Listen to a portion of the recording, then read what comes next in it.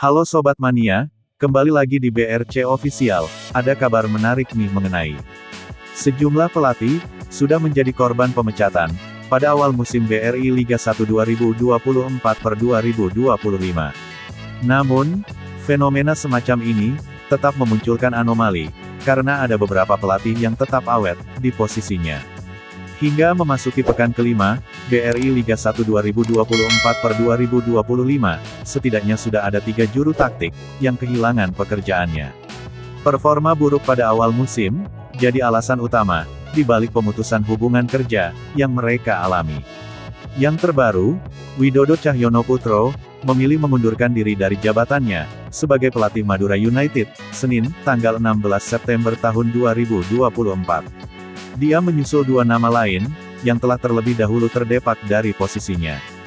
2 nama yang dimaksud ialah, Juan Schneider PSBS Biak, serta Henry Susilo, Semen Padang. Keduanya, sama-sama bertugas bersama klub promosi. Sayangnya, mereka gagal bersaing, dan harus terdampar di papan bawah. Di tengah kerasnya nasib yang dialami para pelatih ini, masih ada 2 juru taktik yang menjadi anomali. Keduanya berstatus sebagai arsitek paling awet di Indonesia karena mampu berprestasi. 1.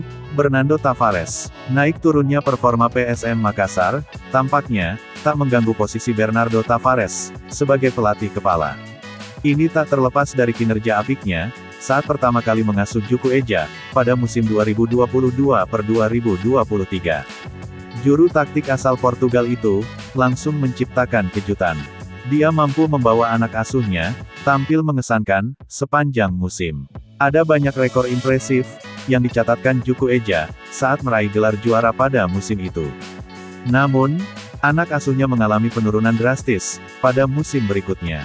Berstatus sebagai jawara bertahan, pasukan Ramang justru mengakhiri persaingan di peringkat ke-11 klasemen musim 2023/2024.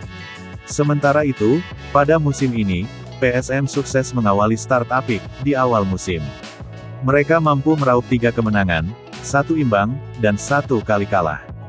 Koleksi 10 poin, membawa mereka duduk di peringkat kedua, klasemen sementara. 2.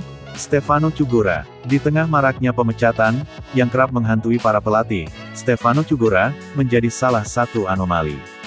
Juru taktik asal Brasil ini berstatus sebagai pelatih yang paling awet di era kompetisi Liga 1. Sejak pertama kali ditunjuk menahodai Bali United pada Januari tahun 2019, pelatih yang akrab disapa Teko itu masih awet sampai saat ini. Selama 5 tahun bertugas, Teko setidaknya telah menghasilkan 2 gelar juara. Di bawah asuhannya, Serdadu Tridatu sukses menjuarai kompetisi musim 2019 dan 2021/2022. Dalam 2 musim terakhir, dia memang konsisten membawa anak asuhnya bersaing di papan atas klasemen.